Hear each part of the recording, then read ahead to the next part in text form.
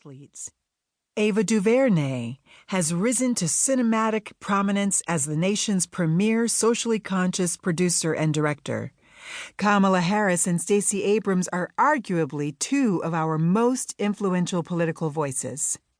The largest global movement to elevate the issues of Black life was organized by Black women, who declared Black Lives Matter.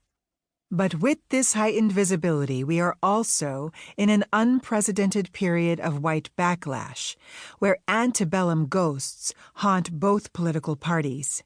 Though clearly these electors have found greater aid and comfort in one. Black death recorded on social media is the norm, and the denial of Black pain is now a rite of passage for conservative politicians and preachers who seek power.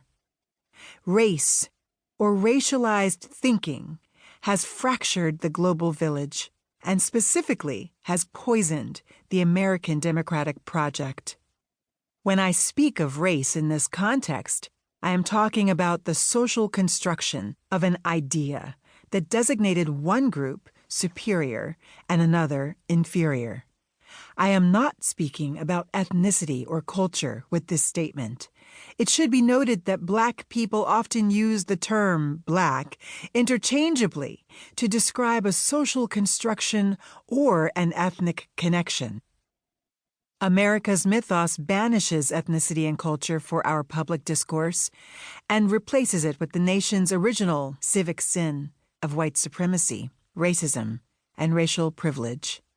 What is extraordinary about this publication is Lisa's ability to weave history, family narrative, theology, and creative nonfiction against our contemporary scene. If you ever have the privilege of hearing Lisa speak, you will quickly recognize that she is a storyteller and a writer who was excited about serendipitous historical details, but she never loses sight of the main themes and characters of her story. After this book, I was thankful.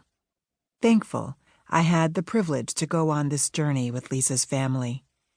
Thankful God keeps calling and inspiring gifted women and men to articulate a faith that is broader than Sunday rituals or Sabbath contemplation.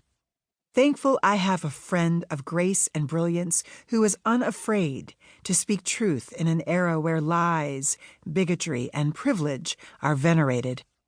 And thankful for the sacred synchronicity that created the tapestry to allow Sambo Game, Maudlin McGee, and a daughter named Fortune to produce a series of human resistors to the American racial contract, one being my friend Lisa Sharon Harper. Listen here, beloved, and let this story of family, race, and resistance create anger in your spirit and ultimately inspire your heart to join the work to heal our nation and eventually our world.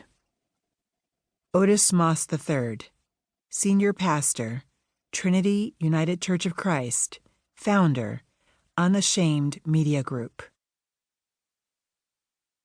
Acknowledgements of Country. This book embarks on a pilgrimage through my family's story as a framework through which we all might sharpen our understanding of the story of race in our nation. Before we begin, I acknowledge the First Nations of the lands we will tread here. I honor the First Peoples of current-day Somerset and Wicomico counties in Maryland. They were the Nanticoke, Wicomis, Manakin, and Susquehannock nations.